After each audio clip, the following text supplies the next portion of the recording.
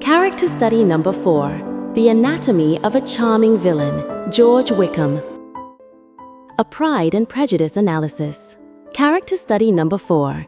The anatomy of a charming villain. Hello, and welcome back to the Emotive archive for the final installment of our character analysis series on Pride and Prejudice. We have explored the journeys of Elizabeth, Darcy, and Charlotte, characters defined by their complex internal struggles with pride, prejudice, and pragmatism. Today, we turn our lens to a character of a different sort, a man with no discernible internal struggle, no developmental arc, and no moral compass. A man who is, from beginning to end, a performer. He is the novel's most modern and perhaps most dangerous villain, not because he is violent, but because he is so incredibly likable. Today, we will dissect the masterful, manipulative artistry of Mr. George Wickham. Wickham is a case study in the weaponization of charm. In a society that places immense value on appearance and good manners, he understands that a pleasing exterior and a well-told story are more powerful than truth or virtue. His arrival in Meryton is a perfectly executed campaign of social infiltration. Let us analyze his technique. His first asset is his appearance. He is described as having a handsome face, a fine figure, and a happy readiness of conversation. He immediately stands out, a vibrant splash of red from his militia uniform against the more sober colors of the country gentleman. He weaponizes his own beauty, knowing it creates an immediate positive bias in his favor. His second technique is the performance of effortless charm. Unlike Darcy, who is stiff and silent, Wickham is open, gracious, and attentive. He makes everyone he speaks to feel seen and valued. He possesses an expert understanding of social dynamics, knowing precisely what to say to please his audience. He does not wait to be introduced, he engages. He creates an immediate contrast with Darcy, positioning himself as the accessible, friendly alternative to the proud, unapproachable aristocrat. This is a deliberate strategy. Before he even speaks a word of his story, he has already won the hearts of Meryton and, most importantly, has captured the full and undivided attention of Elizabeth Bennet. He creates the perfect environment of trust before delivering his masterstroke of deception. The centerpiece of Wickham's villainy is his narrative, the story he tells Elizabeth in chapter 16. This is not just a lie, it is a work of narrative art, a slanderous masterpiece designed with the precision of a master strategist. Let us deconstruct its brilliance. He begins not with an accusation, but with a performance of noble reluctance. He feigns a desire to avoid the topic, saying he has no right to give his opinion.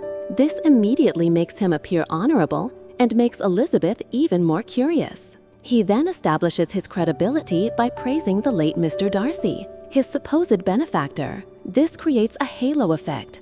By speaking so well of the father, his later condemnation of the son seems more believable and objective. Then comes the story itself, a perfect tragedy designed to elicit maximum sympathy. It has a noble victim, himself, denied his rightful inheritance, a respectable living. It has a cruel villain, Darcy, motivated by a petty and unforgiving jealousy. And it has a veneer of honorable restraint, as Wickham claims he would never publicly expose Darcy out of respect for his father's memory, all while doing exactly that in a private, targeted conversation. He frames his own financial irresponsibility as the tragic consequence of Darcy's cruelty. He understands his audience perfectly. He knows Elizabeth already dislikes Darcy, and he gives her the story she needs to turn that dislike into a deeply held, evidence-based prejudice. He flatters her intelligence by trusting her with this secret, making her a co-conspirator in his narrative. It is a flawless performance, and Elizabeth, our intelligent and witty heroine, is completely and utterly deceived.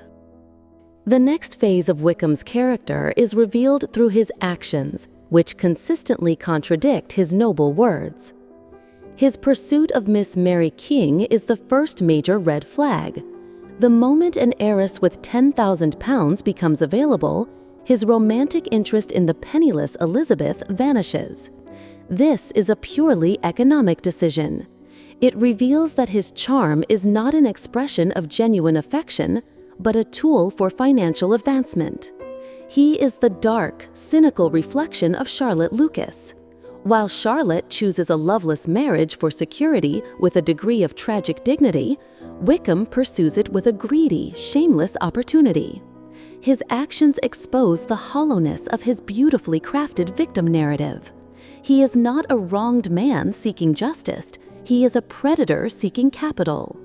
This predatory nature reaches its apex in the final, catastrophic act, his elopement with Lydia Bennet. This is not a crime of passion. It is the desperate, reckless act of a man cornered by gambling debts and a complete lack of prospects. Lydia, with her youth, her foolishness, and her desperate craving for romance and attention, is his perfect prey. He has no intention of marrying her. His goal is likely to use her for a brief period and then abandon her, leaving her and her entire family in a state of absolute ruin. The elopement is the ultimate expression of his character, a total disregard for the well-being of others, a willingness to destroy a young woman's life and a family's honor for his own short-term convenience. His final transaction with Darcy is a testament to his complete lack of shame. He is, in essence, ransoming Lydia's reputation.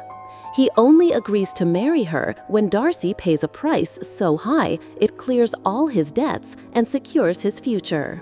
He feels no remorse, no gratitude. In his final appearance at Longbourn, he is as charming and audacious as ever, completely unrepentant. He has successfully monetized disgrace. From an artistic perspective, Wickham is a fascinating portrait of a particular kind of evil. Not a monstrous, physically threatening evil, but a smooth, modern, psychological evil. He is the villain in a pleasing disguise, the wolf in sheep's clothing. He represents the danger of surfaces, the seductive power of a well-crafted lie, and the ease with which we can be manipulated when a story confirms our own biases. In conclusion, George Wickham is a necessary and brilliant antagonist for Pride and Prejudice. He is the catalyst that tests the integrity of every other character. He exposes the naivety of Lydia, the weakness of the Bennet parents, and most importantly, the flaw in Elizabeth's own proud judgment. Her journey to self-knowledge is impossible without the painful deception she suffers at his hands. He forces her and us to learn a difficult but essential lesson: that true character lies not in a pleasing appearance or a charming story, but in consistent, honorable action. He is a timeless archetype, the charismatic manipulator who thrives in any society, from a Regency ballroom to a modern boardroom. He is a chilling reminder that the most dangerous villains are often the ones we like the most. Thank you for joining me for this final character study. I invite you to share your own analysis of Wickham, one of literature's most effective scoundrels, in the comments below.